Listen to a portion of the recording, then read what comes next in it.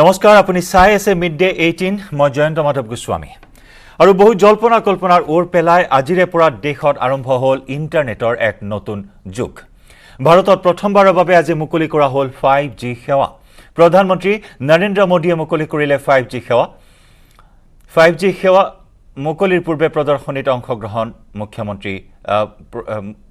অংশগ্ৰহণ কৰে প্ৰধানমন্ত্ৰী নৰেন্দ্ৰ মোদীয়ে ভাৰতীয় মোবাইল কংগ্ৰেছৰ প্ৰদৰ্শনী उपभोग करे प्रधानमंत्री गराकी हमने सैटर्न के रिंग्स देखे और मंगल ग्रह पर तो हम उतर गए बड़ा अच्छा अनुभव रहा और जैसे ही हम पीछे तके तो सूर्य बिल्कुल हमारे सामने था यह सब कुछ बिल्कुल रियल लग रहा था इसके बाद हमने पिरामिड देखा हमें बिल्कुल भी अनुभव नहीं था कि पिरामिड कैसा दिखता है हमने किताबों में ही पढ़ा था पर जैसे हमने VR के थ्रू से देखा तो हमें पता चला वो कितना बड़ा है।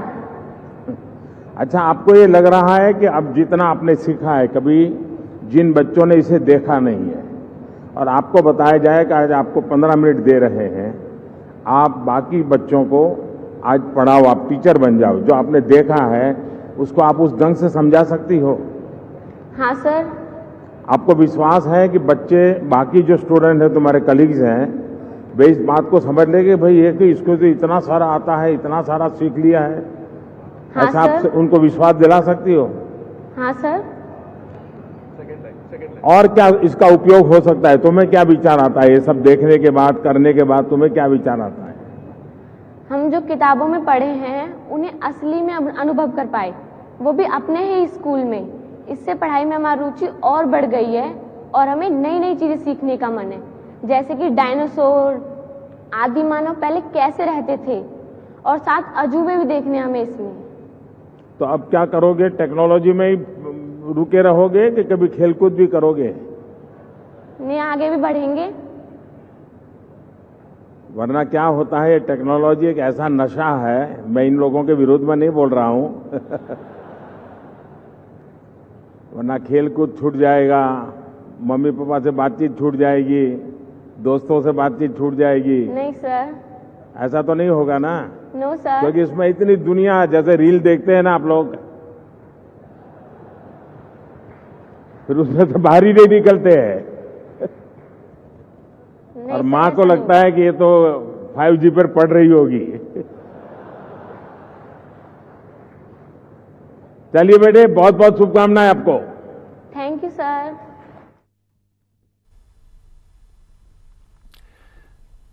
আৰু 5G মুকলি অনুষ্ঠানত ৰিলায়েন্সৰ অধ্যক্ষ মুকেশ আম্বানী দেশৰ বাবে আজি এক গৌৰৱৰ দিন 5Gৰ আন এটা নাম হৈছে 5 গোল আৰু 5Gয়ে দেশৰ বুনিয়াদ নতুনকৈ গঢ়িব 5Gয়ে ভাৰতৰ বাবে শিক্ষা আৰু দক্ষতা সুলভ কৰিব 5Gয়ে স্মাৰ্ট হস্পিটেলৰ যোগেৰে গ্ৰামাঞ্চলত উন্নত সেৱা দিব চহৰ আৰু গ্ৰামাঞ্চলৰ মাজত ব্যৱধান দূৰ কৰিব 5Gয়ে অৰ্থনীতিৰ সকলো ক্ষেত্ৰতে আধুনিকীকৰণ সম্ভৱ কৰিব ক্ষুদ্ৰ উদ্যোগক শক্তিশালী কৰিব 5Gয়ে দৈনন্দিন জীৱনত কৃত্ৰিম বুদ্ধিমত্তাৰ সৰ্বাধিক ব্যৱহাৰ হ'ব এই 5টা লক্ষ্য পূৰণ হলে ভাৰতৰ দ্ৰুত বিকাশ হ'ব ভাৰতৰ যুৱ শক্তিৰ প্ৰতিভাৰ উন্নত প্ৰয়োগ 5G সেৱা 5Gয়ে ভাৰতত নতুন অৰ্থনৈতিক বিপ্লৱৰ সূচনা কৰিব এনেদৰে মন্তব্য কৰিছে মুকেশ আম্বানীয়ে Today is also very special because it coincides with our national celebration of Azadi Ka Amrit Mahotsav.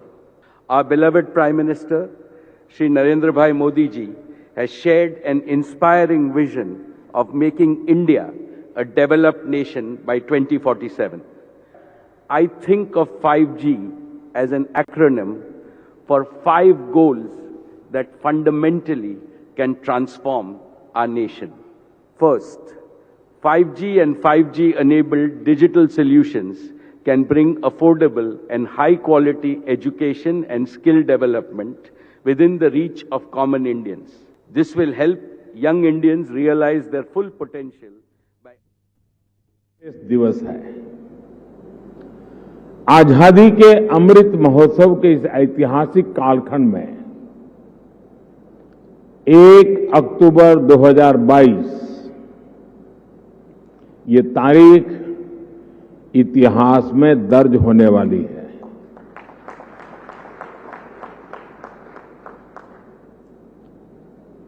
दूसरा ये नवरात्रि का पर्व चल रहा है, शक्ति उपासना का पर्व होता है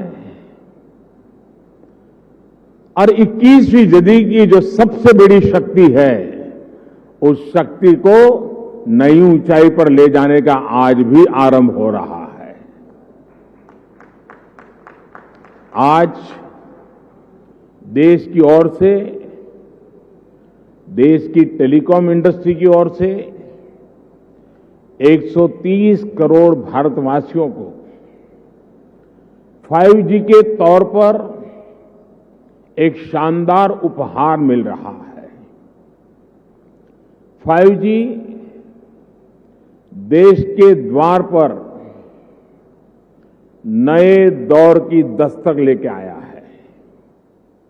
5G अवसरों के अनंत आकाश की शुरुआत है। मैं प्रत्येक भारतवासी को इसके लिए बहुत बहुत बधाई देता हूं। साथियों, मैं गौरव से भरे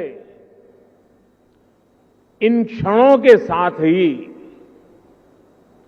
मुझे खुशी इस बात की भी है कि 5G की शुरुआत में ग्रामीण स्कूलों के बच्चे भी हमारे साथ सहभागी हैं, गांव भी सहभागी है, मजदूर गरीब भी सहभागी है।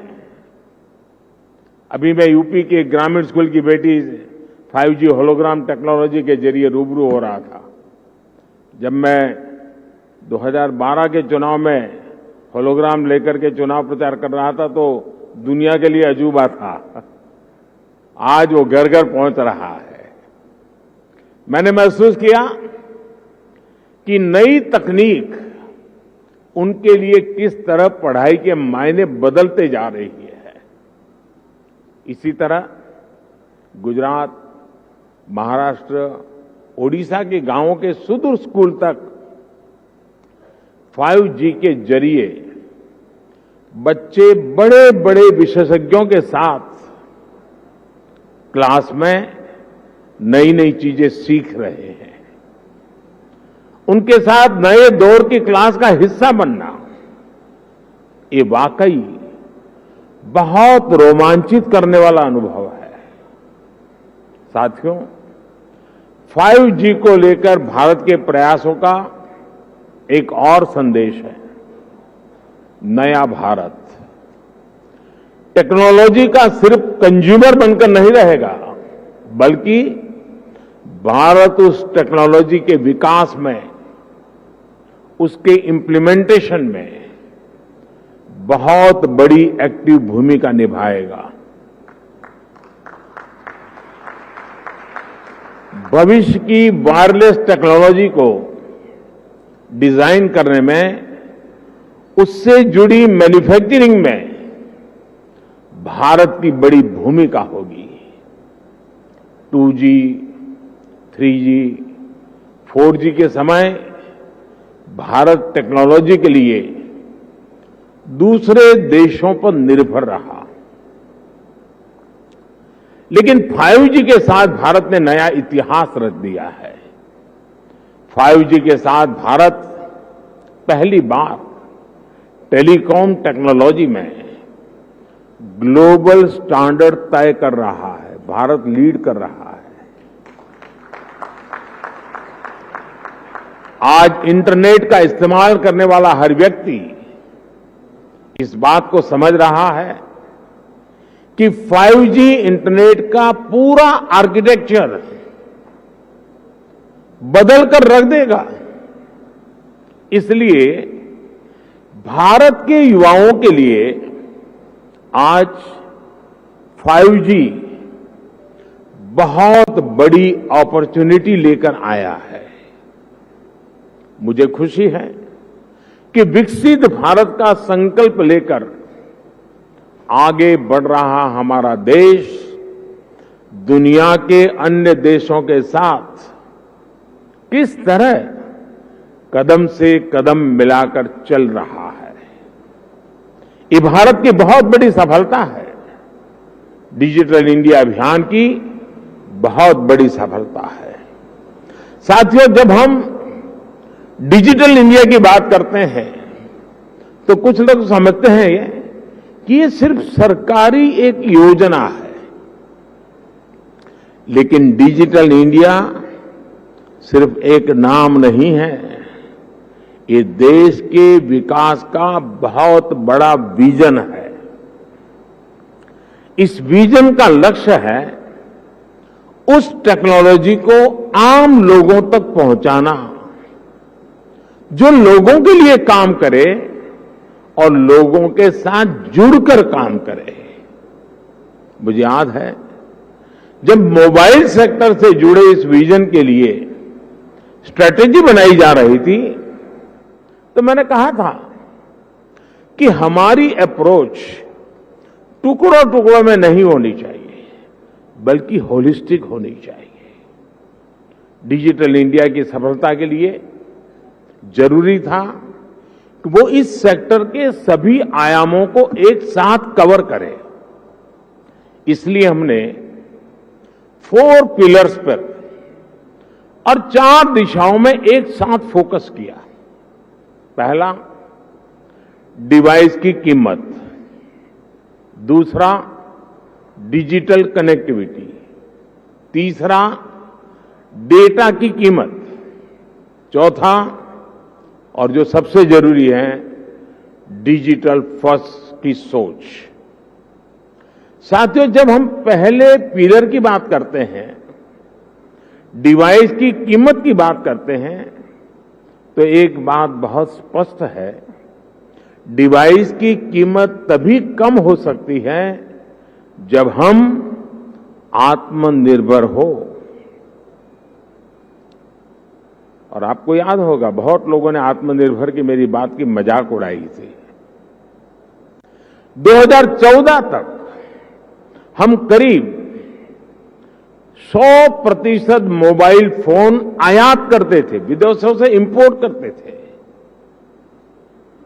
और इसलिए हमने तय किया कि हम इस क्षेत्र में आत्मनिर्भर बनेंगे।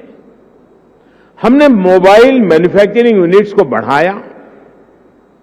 2014 में जहां देश में 2 मोबाइल मैन्युफैक्चरिंग यूनिट्स थी, 8 साल पहले 2, अब उनकी संख्या 200 के ऊपर है।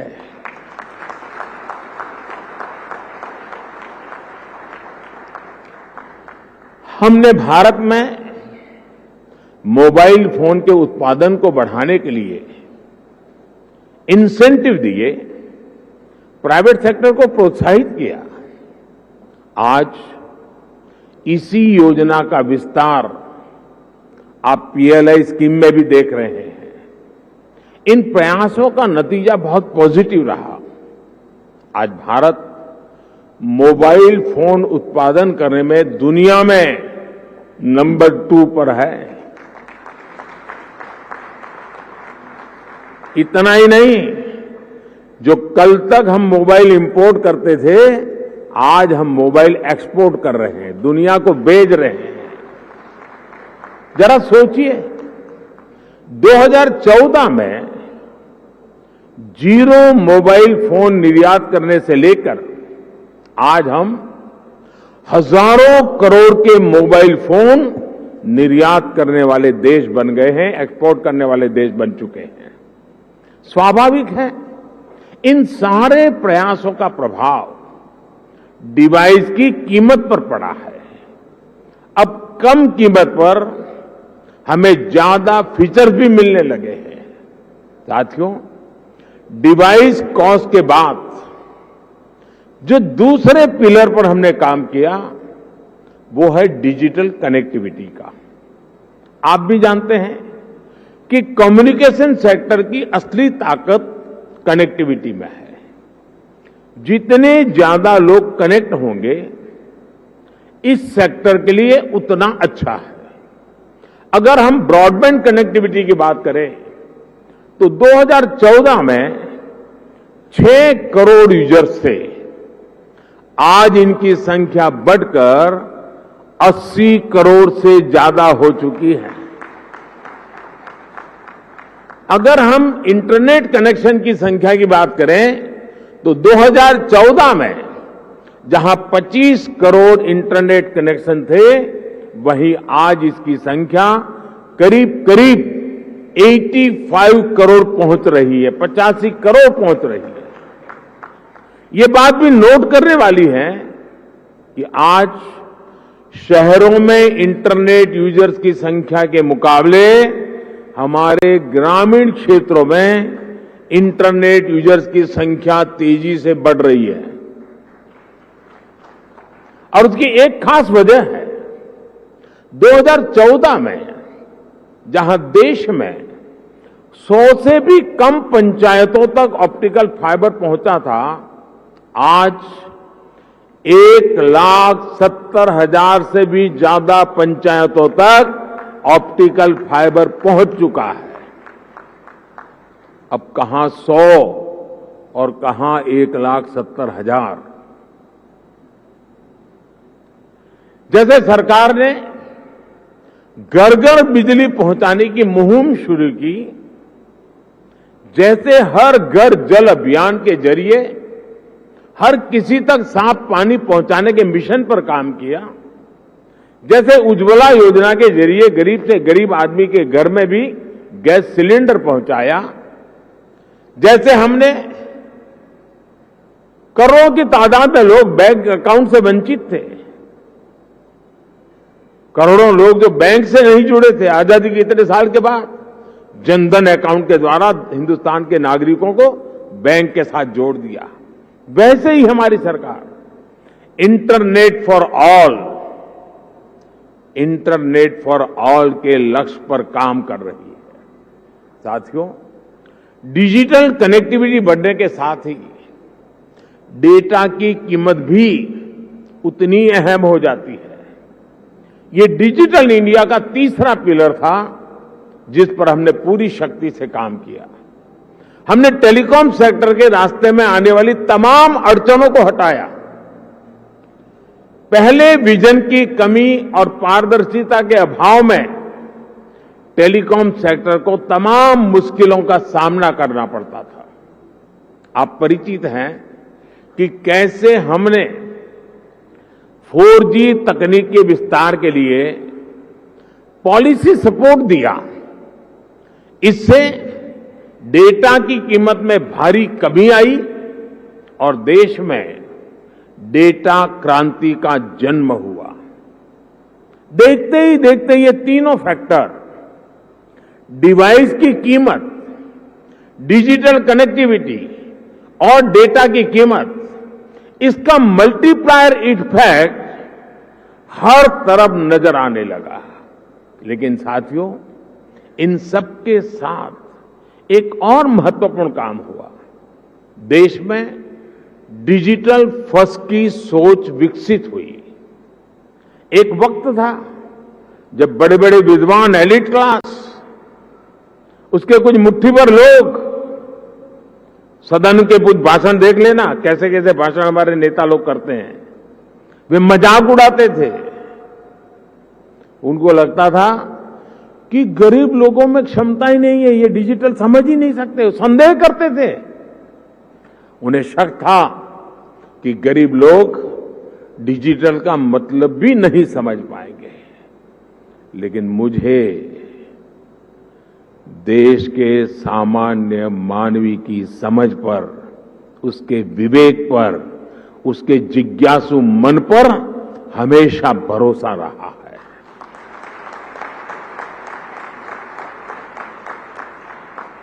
मैंने देखा है कि भारत का गरीब से गरीब व्यक्ति भी नई तकनीकों को अपनाने में आगे रहता है। और मैं एक छोटा अनुभव बताता हूं। शायद ये 2007-8 का कालखंड होगा या 9-10 का, मुझे याद नहीं है। मैं गुजरात में मुख्यमंत्री रहा, लेकिन एक क्षेत्र ऐसा था जहां मैं कभी गया नहीं था और बहुत ही ट्राइबल इलाके में, बहुत ही पिछड़ा।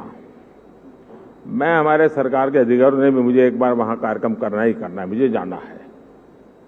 तो वो इलाका ऐसा था, कोई बड़ा प्रोजेक्ट की संभावना नहीं थी, फॉरेस्ट लैंड थी, कोई संभावना हो रही थी। तो आखिर में एक चिलिंग सेंटर, दूध का चिलिंग सेंटर, वो भी 25 लाख रुपए का।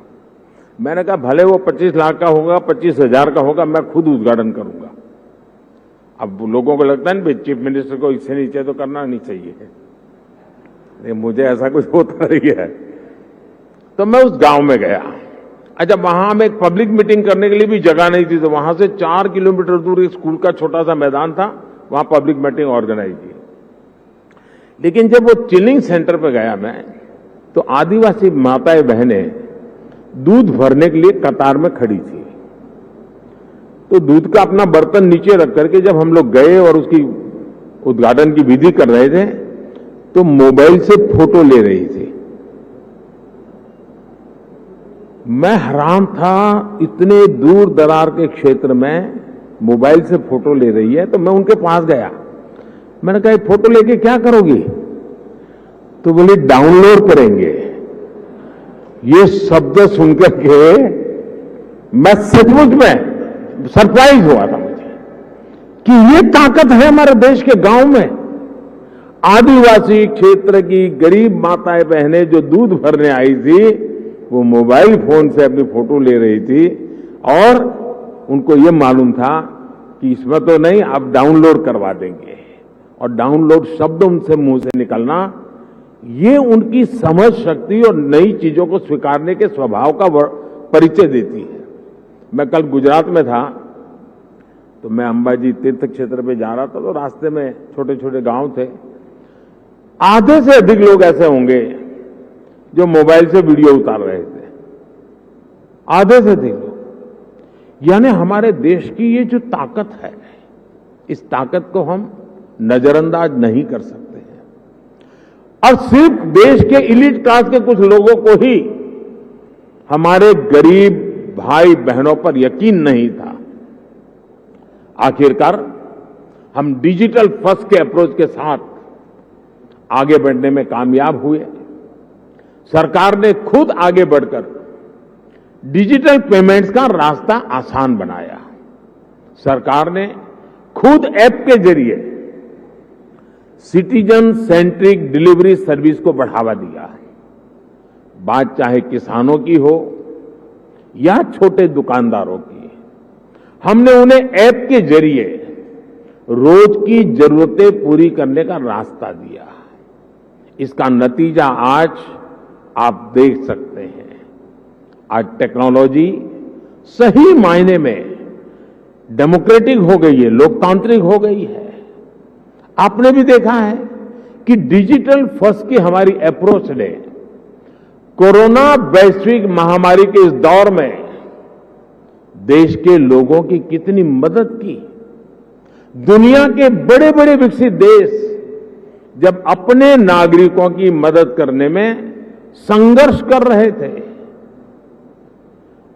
खजाने में रुपये पड़े थे, डॉलर थे, पाउंड थे, सब था, यूरो था, लेकिन और देने का तय भी किया था, लेकिन पहुंचाने का रास्ता नहीं था।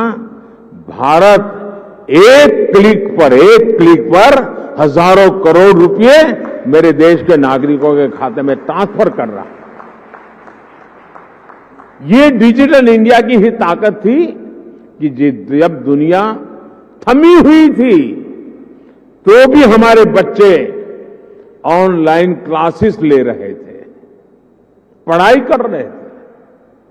अस्पतालों के सामने असाधारण चुनौती थी, लेकिन डॉक्टर्स अपने मरीजों का इलाज टेलीमेडिसिन के जरिए भी कर रहे थे।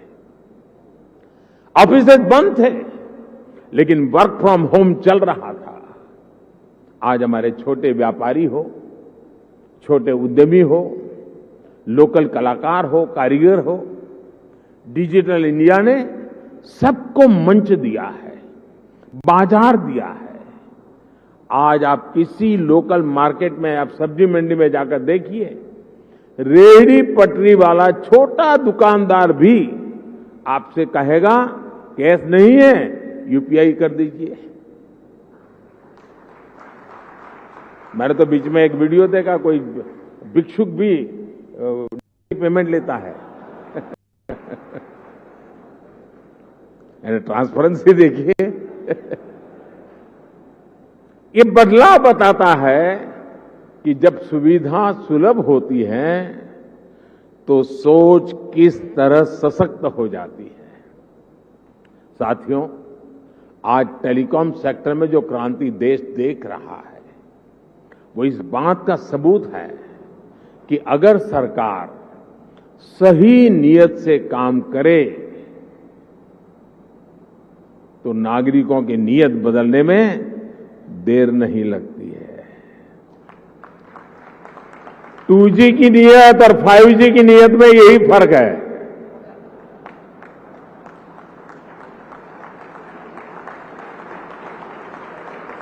देर आए दुरुस्त आए।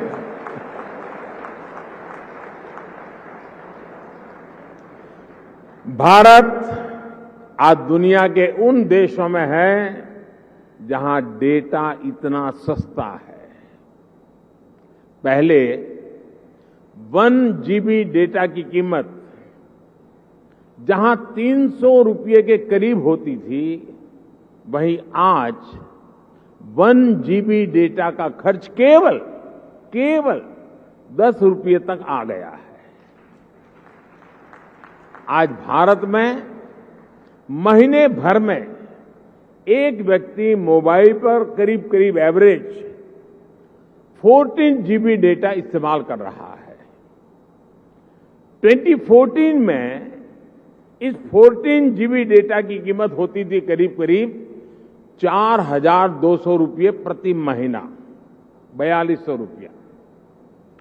आज इतना ही डेटा 125 रुपये या ज्यादा से ज्यादा 150 रुपये, 125 या 150 रुपये में मिल जाता है।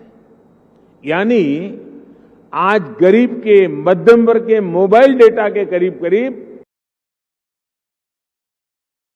12 से ज्यादा जो व्हीकल है यहाँ पार्क हो सकता है। 332 কোটি টকা ব্যয়েৰে সাজু হ'ব মাল্টি মডেল ট্ৰান্সপোৰ্ট হাব। চাওক, অত্যাধুনিকভাৱে সজাই তোলা হৈছে এই প্ৰকল্পটো। মাল্টি মডেল ট্ৰান্সপোৰ্ট হাবৰ পৰা আপুনি দেশৰ যিকোনো স্থানলৈ যাবলৈ পৰিবহণৰ সুবিধা সহজতে পাব। এই মাল্টি মডেল পৰিবহণ কেন্দ্ৰৰ পৰা বুলেট ৰেল ষ্টেচন 150 মিটাৰ নিলগত আৰু মেট্ৰ' ষ্টেচন 300 মিটাৰ নিলগত, BRTS 150 মিটাৰ আৰু নিউ ৰাণী বাছ ষ্টেচন 2 কিলোমিটাৰ নিলগত। একেদৰে RTO চাৰ্কল 1.5 কিলোমিটাৰ দূৰত, SG হাইৱে 7 কিলোমিটাৰ দূৰত আৰু বিমান বন্দৰ 7 কিলোমিটাৰ নিলগত, যাৰ বাবে যাতায়াতৰ সুবিধা সহজে উপলব্ধ হ'ব। কি বৈশিষ্ট্য আছে বুলেট ট্ৰেইনৰ প্ৰকল্পৰ? আহমেদাবাদ আৰু মুম্বাইৰ মাজৰ দূৰত্ব 508.5 কিলোমিটাৰ। বুলেট ট্ৰেইনৰ অপাৰেটিং স্পীড হ'ব ঘণ্টা 320 কিলোমিটাৰ। 2 ঘণ্টা 7 মিনিটত 508 কিলোমিটাৰ দূৰত্ব অতিক্ৰম কৰিব। মুম্বাই আৰু আহমেদাবাদৰ মাজত থাকিব বুলেট ট্ৰেইনৰ 12টা ষ্টেচন। গুজৰাটত থাকিব 8টা ষ্টেচন, ক্ৰমে বাপি, বিলিমোৰা, সুৰট, ভৰুচ, বদোদৰা, আনন্দ, নাদিয়াদ, আহমেদাবাদ আৰু সাবৰমতী। মহাৰাষ্ট্ৰত থাকিব 4টা ষ্টেচন, মুম্বাই, থানে, বিৰাৰ, বৈশাখ। বুলেট স্পীডত চলি আছে বুলেট ট্ৰেইনৰ প্ৰজেক্টৰ কাম। মুম্বাই আৰু আহমেদাবাদৰ মাজৰ প্ৰথম খণ্ডত 80 কিলোমিটাৰতকৈও অধিক স্তম্ভ প্ৰস্তুত কৰা হৈছে। একে সময়তে সাগৰৰ পৰা এটা বুলেট ট্ৰেইনৰ সুৰংগ নিৰ্মাণ কৰিবলৈ ওলাইছে। নিবিদা প্ৰক্ৰিয়া এতিয়া বাকী আছে যদিও সোনকালে সম্পূৰ্ণ হ'ব। আহমেদাবাদৰ সাবৰমতীত নিৰ্মাণ হোৱা এই বুলেট ৰেল ষ্টেচনটো জাপানৰ শিনকানছেনৰ ডিজাইনৰ ভিত্তিত নিৰ্মাণ কৰা হৈছে। কেমেৰা পাৰ্চন নীলেশ সোচাৰ সৈতে আহমেদাবাদৰ পৰা বিভু পটেল, নিউজ 18 অসম নৰ্থ ইষ্ট।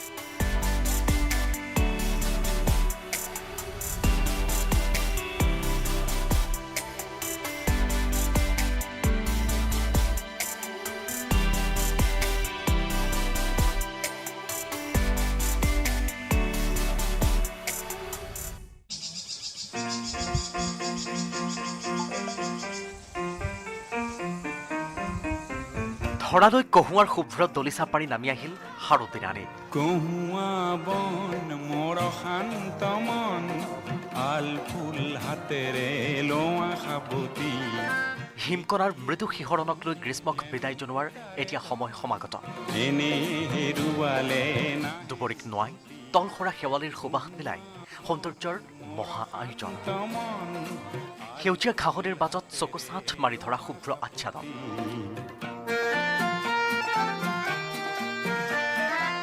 ঘৰ্মাসিক্ত প্ৰচণ্ড গ্ৰীষ্মকাল অন্ত পৰিছে। কৃষকসকলৰ হাড় ভঙা পৰিশ্ৰম, কপালৰ ঘাম মূৰত পেলাই কৰা কৃষিকৰ্ম সামৰি আকৌ এটা নতুন পৰিৱেশৰ প্ৰকৃতিয়ে দিয়া আমাৰ নতুন পৰিৱেশলৈ মাজলৈ সোমাই পৰিছোঁ। আৰু ইয়াৰ আগমনৰ আমি বতৰা পাইছোঁ আমাৰ এই চাপৰি অঞ্চলত থকা হাজাৰ হাজাৰ কহুৱা বননিৰ মাজত থকা কহুৱাৰ ফুলে। শৰতৰ আগমনৰ বতৰালৈ কহুৱাই শুভ্ৰতাৰ পোহাৰ মেলিছে কাজিৰঙাৰ ৰাষ্ট্ৰীয় উদ্যানত।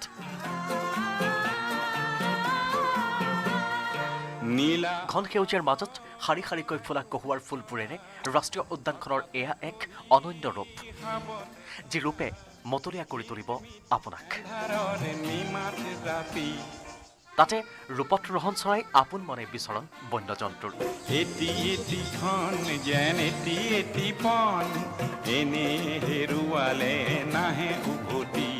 বহুত সুন্দৰ পৰিৱেশ। এতিয়া কাজিৰঙাৰ বিশেষকৈ সেউজীয়াৰ মাজত শুভ্ৰ পৰিৱেশ এটা, আৰু বিশেষকৈ জোনাক ৰাতিটো আৰু ভাল লাগে।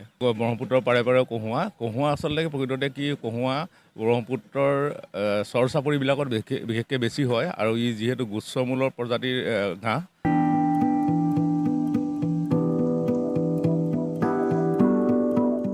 এই দৃশ্য কাজিৰঙাৰ ৰাষ্ট্ৰীয় উদ্যানৰ কহৰা বনাঞ্চলৰ। ৰ'দৰ পোহৰত কহুৱাৰ ৰূপোৱালী ৰঙে জিলিকাই তুলিছে ৰাষ্ট্ৰীয় উদ্যানখনৰ পথৰ দুয়োটা কাষ।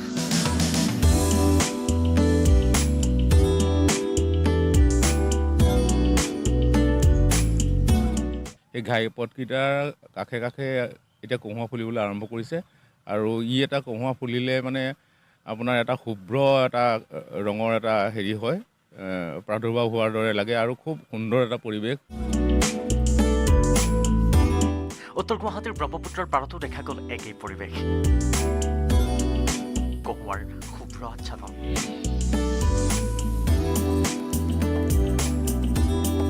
কাজিৰঙাৰ পৰা বিনোপন বৰা আৰু উত্তৰ গুৱাহাটীৰ পৰা ব্ৰত্য বৈশ্য, নিউজ 18 অসম নৰ্থ ইষ্ট।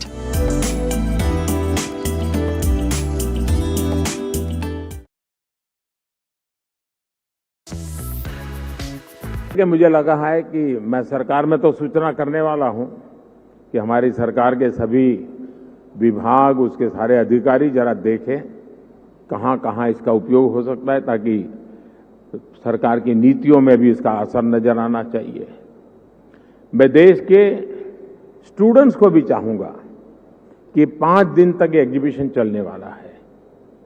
मैं खास करके टेक्नोलॉजी से जुड़े स्टूडेंट्स से आग्रह करूंगा कि आप आइए, इसे देखिए, समझिए और कैसे दुनिया बदल रही है, और आप एक बार देखेंगे तो अनेक चीजें नई आपके भी ध्यान में आएगी, आप उसमें जोड़ सकते हैं। और मैं इस टेलीकॉम सेक्टर के लोगों से भी कहना चाहूंगा, मुझे खुशी होती थी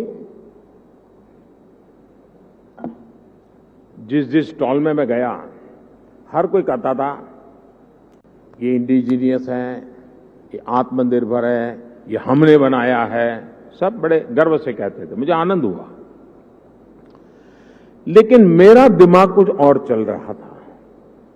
मैं ये सोच रहा था, जैसे कई प्रकार की कार आती हैं, हर एक की अपनी एक ब्रांड होती है, हर एक की अपनी विशेषता भी होती है, लेकिन उसमें जो स्पेयर पार्ट पहुंचाने वाले होते हैं वो एमएसएमई सेक्टर के होते हैं। और एक ही एमएसएमई के एक फैक्ट्री वाला 6 प्रकार की गाड़ियों के स्पेयर पार्ट बनाता है, छोटे मोटे जो भी सुधार करने करे वो देता है। मैं चाहता हूं कि आज हार्डवेयर भी आप लगाए रहे हैं, ऐसा लगा मुझे आपकी बातों से। क्या एमएसएमई सेक्टर को इसके लिए जो हार्डवेयर की जरूरत है, उसके छोटे छोटे पुर्जे बनाने के लिए उनको काम दिया जाए, बहुत बड़ा इकोसिस्टम बनाया जाए। एकदम से मैं व्यापारी तो नहीं हूं, मुझे रुपये पैसे से लेना देना नहीं है, लेकिन मैं इतना समझता हूं की कॉस्ट एकदम कम हो जाएगी, एकदम कम हो जाएगी। हमारे एमएसएमई सेक्टर की ये ताकत है। और वो सप्लाई आपको सिर्फ अपने यूनिकनेस के साथ उसमें सॉफ्टवेयर वगैरह जोड़ करके सर्विस देनी है।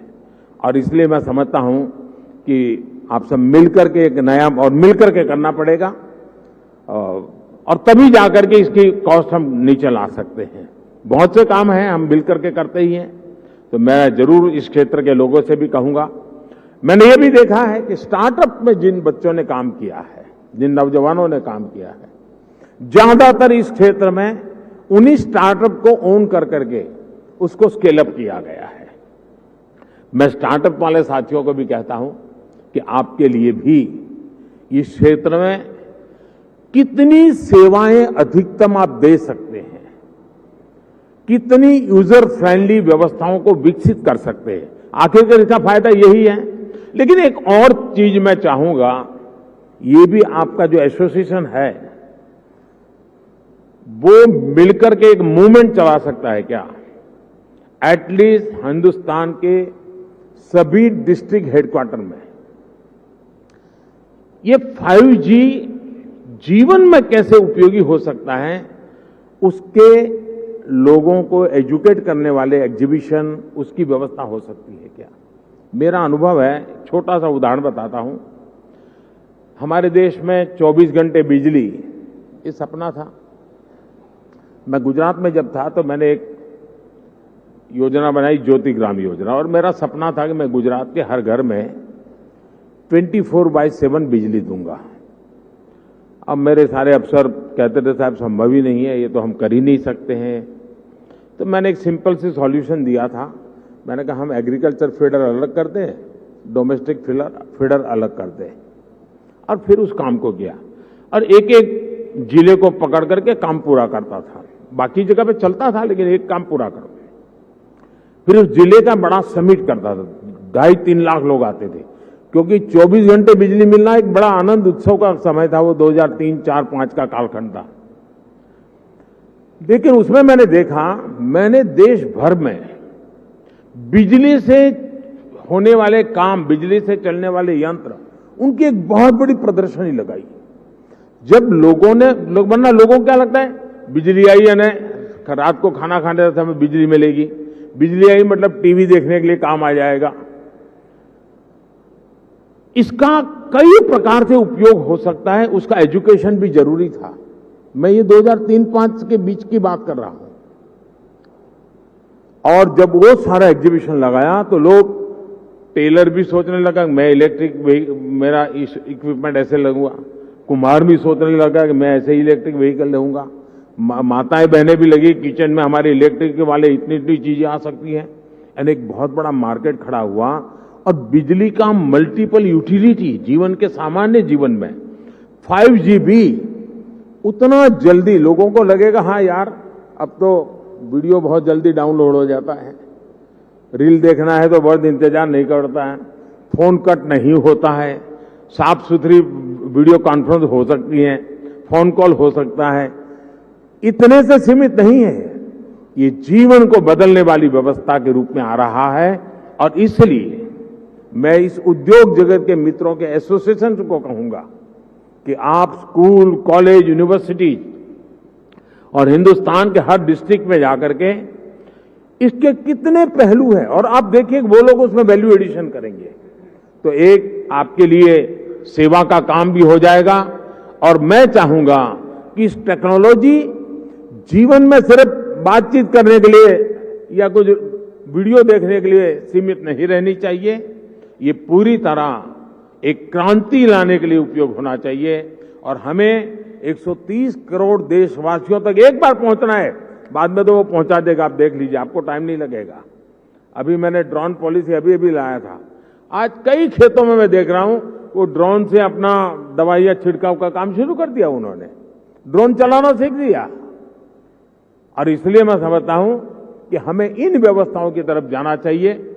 और साथियों, आने वाले समय में देश निरंतर ऐसी टेक्नोलॉजीज का नेतृत्व करेगा जो भारत में जन्मेगी, जो भारत को ग्लोबल लीडर बनाएगी। इसी विश्वास के साथ आप सभी को मेरी बहुत बहुत शुभकामनाएं। एक बार फिर सभी देशवासियों को शक्ति उपासना के पावन पर्व पर शक्ति का एक बहुत बड़ा माध्यम 5G लॉन्च होने के लिए बहुत बहुत बधाई देता हूं। बहुत बहुत धन्यवाद। बहुत बहुत धन्यवाद माननीय प्रधानमंत्री जी। आपके संदेश, आपके विचारों ने हमेशा से सभी में एक नई ऊर्जा दी है, सपने देखने की, सपनों को साकार करने की एक हिम्मत दी है, कुछ कर गुजरने की एक हौसला दिया है, नामुमकिन को मुमकिन करने की एक जिद दी है, गति दी है। Thank you honourable prime minister sir for एक